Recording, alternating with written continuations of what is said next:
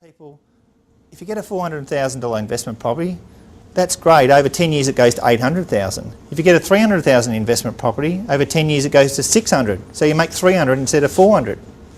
So try and use your capacity, because over time you generally will make more. Albert Einstein once said that one of the most powerful forces in the universe is the power of compounding. And over time, you've got a $400,000 asset that over 10 years go to $800,000. And over the next 10 years it goes to $1.6 million. And over the next 10 years it goes to $3.2 million. In the first year it only went up $15,000, 7.5%.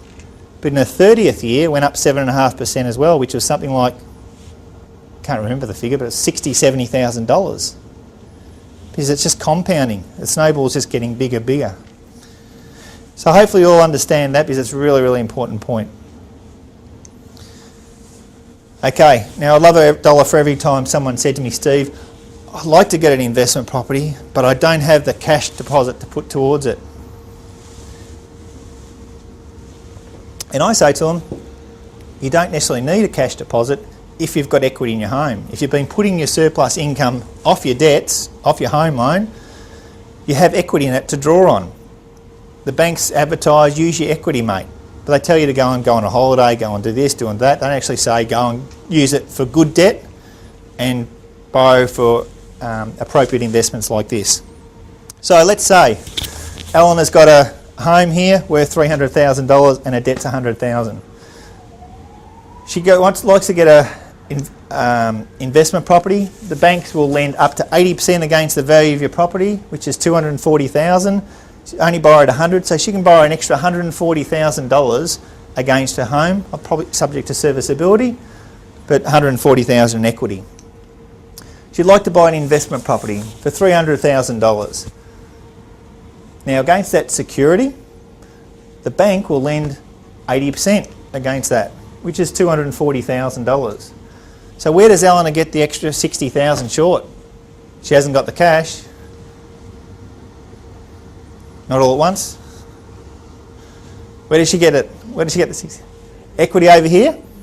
Okay. She sure does. So she's got $140,000 available. She's going to use 60, which leaves 80 left, the yellow. So of course the bank doesn't give you an extra 60,000 on top of your home loan. They actually tap it onto the one loan of $300,000. Now let's say this is the Commonwealth Bank as an example. The Commonwealth Bank has security over your home, has security over the investment property. They have two assets worth $600,000. They will lend 80% against the $600,000, which is $480,000. They don't care that they've got a loan of $300 here and $100 here, which is $400, because they'll lend up to $480. 80% of $600 is $480. So you've got another $80,000 to borrow from the bank. Where is it?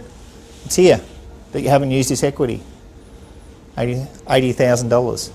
So a lot of people, once they understand they've got gold in equity in their homes, they can tap into it. They've done all the hard work and paid down their loan, and this is where they can utilise that and unleash that to help them do something like this. As I'll probably talk about later on, paying off your home loan, I've had a lot of clients that said, oh, I'll pay off my home loan, Steve, and in 5 years' time, then I'll worry about getting an investment property or something like that. And a lot of people I've helped and said, realise, sure, you can do that and you can save $10,000 in interest over 5 years, but when you come back and say, this property's now worth $80,000 more, that doesn't make sense. I mean, I've still got a home loan. I've got plenty of investment properties, but I'm not focused on paying off my home loan. As I'll talk about with the strategy of how about servicing your investment properties. A lot of people said to me, oh Steve, I don't want to risk my family home doing this. You know, and I say to them, you know, the worst thing that can ever happen with property is that you can always sell it. You can sell this property for $300,000 and pay off the debt of $300,000 and go back to your original position.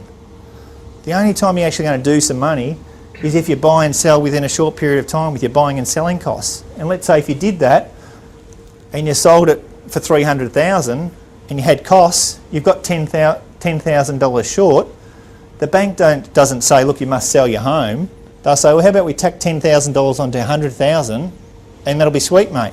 You're paying $20 a week extra anyway. You just keep your repayments going. Never at risk. It's just understanding. It's understanding how it all works.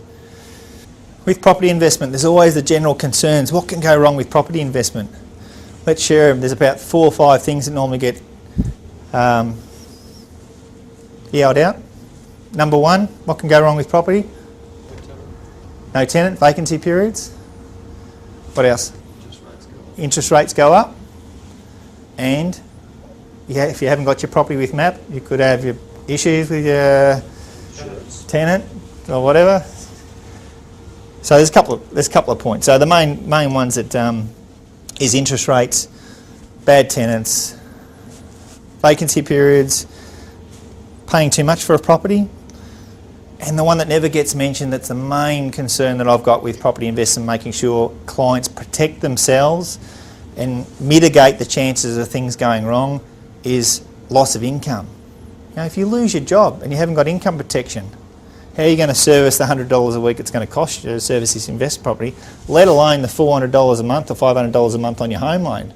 It staggers me how many people have got a home loan on over their heads and they haven't protected their income, which is their main asset. Bizarre.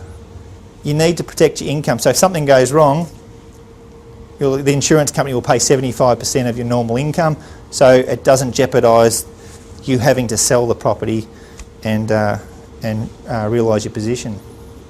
So with everything with investment, there's an element of risks. It's just understanding how do we put things in place to mitigate the chance of things going wrong. So with interest rates, there's solutions. You can fix your rates at any point in time. You've got to have a variable rate, but you can go to the bank tomorrow and say, I want to fix that for 1, 2 years or whatever. So you can control how much you're going to be paying. Bad tenants. We all heard the current affair story. The bad tenant that wrecked the place. Where were those properties? Where were they? Broadmeadows, Geelong. That's a bit harsh. That's a bit harsh. In low social economic areas, they never say, how about the unit in Carlton? How about the unit in Hawthorn, North Melbourne? It's never that, because you've got tenants in there that are earning $50,000 a year and they're half quality people. So they're going to look after the place. And you've got a quality manager checking them in the first place and checking the property. You've got income, you've got insurance, contents insurance on the property. The tenants pay a bond, they pay 4 weeks in advance. There's lots of things that you can do to mitigate something going on there. So people say to me, they're concerned about these 2 points and no vacancy. In Melbourne, there's less than 1% vacancy rate. So on average, there's about 1 week to 2 weeks vacancy you would expect on your property. It's very, very low.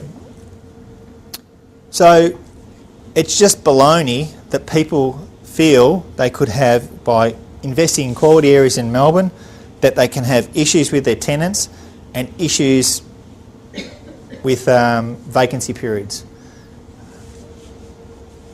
I've bought 15 investment properties in Melbourne and I've had tenants in there for 7, 8 years at a time.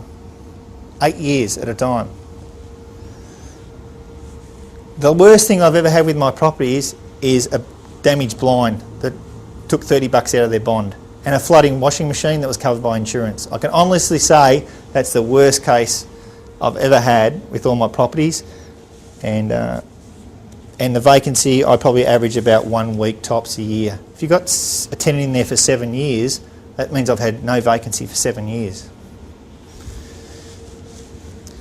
Okay, overpriced property.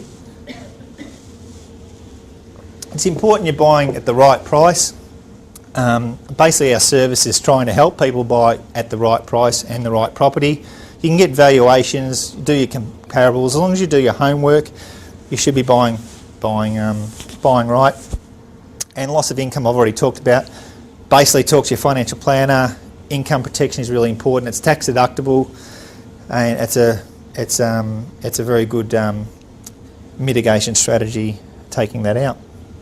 So I generally believe you can control your things that can go wrong with property. to make it work for you over time.